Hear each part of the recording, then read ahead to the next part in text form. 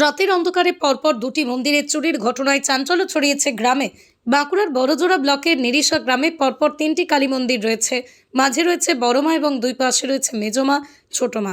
গতকাল রাত্রে বড়মায়ের মন্দির ছাড়া দুই পাশে থাকা মেজমা এবং ছোট মায়ের মন্দিরে চুরি হয় গহনা। প্রতিদিনের মতো আজ সকালেও পূজা ফারিকার ও চিত্তরঞ্জন আকুরে নামের এক ব্যক্তি মায়ের দর্শন করতে যান। তাদের চোখেই পড়ে যে মায়ের গায়ে গয়না নেই।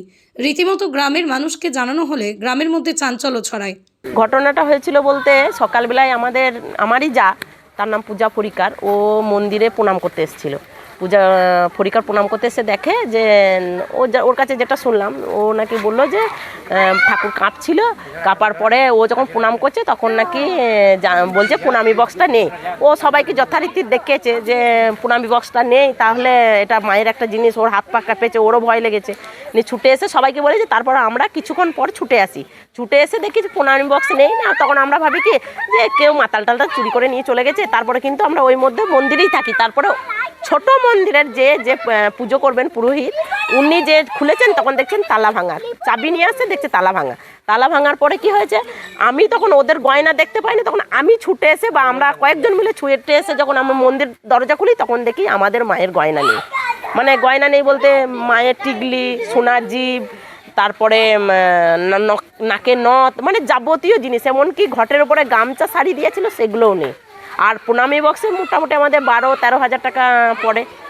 আর জিভটা যেটা ছিল সেটা 2.5 ভরি 3 ভরি কাছাকাছি জিভ। 3টে মন্দির রয়েছে।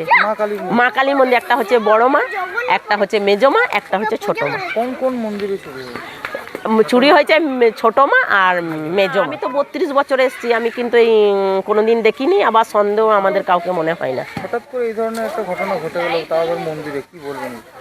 খুবই দুঃখজনক ঘটনা যে মায়ের ওই জিনিসগুলো যে চুরি করেছে। আজকে আমাদের এত খারাপ লাগে যে মায়ের মন্দিরের ওই জিনিসগুলো, মায়ের যে নথ আরে ছিল, এগুলো কি হবে বলুন? মা আজকে মায়ের কাছে একটা জিনিস নেই। আমাদের খুবই খারাপ লাগছে যে মায়ের এতগুলো জিনিস চুরি হয়ে গেছে। আমাদের প্রচণ্ড খারাপ লাগছে। আমরা খুব আজকে দেখুন সকাল থেকে বাড়ির কাজকর্ম না করে এখানে পড়ে আছি সেই সকাল থেকে, যে না মায়ের কে জিনিসগুলো নিতে পারে। এরকম ঘটনা আমাদের কাছে আশ্চর্যজনক যে আমাদের কে এরকম কাজটা করলো।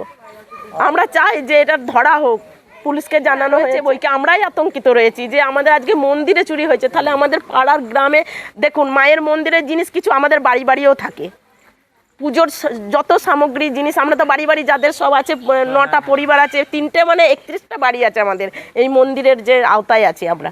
তাহলে আজকে কি মনে হচ্ছে যে মায়ের মন্দিরের জিনিস তো কিছু বাড়িতেও থাকে, তাহলে তো আজকে বাড়ি ভেঙেও নিতে পারে। আতঙ্ক থাকবো না আমরা? ইতিমধ্যেই গ্রামের পক্ষ থেকে জানানো হয় বড়জোড়া থানায়। তড়িঘড়ি বড়জোড়া থানার পুলিশ এসে বিষয়টি খতিয়ে দেখে এবং এই ঘটনার তদন্ত শুরু করে।